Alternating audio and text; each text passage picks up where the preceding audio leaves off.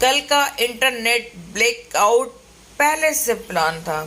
8 سے 10 ماہ قبل ورلڈ اکنامک فورم نے اپنی ویب سائٹ پر ایک ویڈیو ڈالی اور ویڈیو میں وارننگ دی گئی تھی کہ کیا ہوگا اگر دنیا میں فزیکل لاک ڈاؤن کے بجائے انٹرنیٹ لاک ڈاؤن لگ جائے۔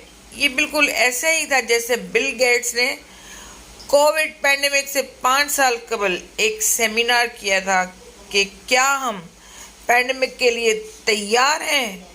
کل کا بلیک آؤٹ، جو کہ صرف سوشل میڈیا جیسے فیس بک، انسٹاگرام اور واٹس ایپ پر مشتمل تھا، اس نئے آنے والے انٹرنیٹ پینڈیمک یا لاک ڈاؤن کی صرف ایک جھلک تھا، اور صرف اس جھلک میں ہی لاکھوں لوگوں کو کروڑوں کا کاروباری نقصان ہوا۔ سوچیں کیا ہوگا جب ورلڈ اکنامک فورم کی وارننگ بلکہ پیشن گوئی، بلکہ یہ کہنا زیادہ بہتر ہوگا کہ ان کی پہلے سے کی گئی پلاننگ کے مطابق پورے انٹرنیٹ کا بلیک آؤٹ ہوگا، اور لاکھوں لوگ جن کی کمائی صرف اور صرف انٹرنیٹ سے وابستہ ہے، وہ گھٹنوں کے بل گر جائیں گے۔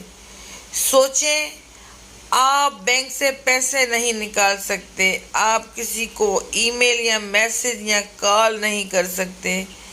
یہ تو چھوٹے نقصان ہیں، لوگ واقعتاً ایسے بلیک آؤٹ میں خودکشیوں پر مجبور ہو سکتے ہیں۔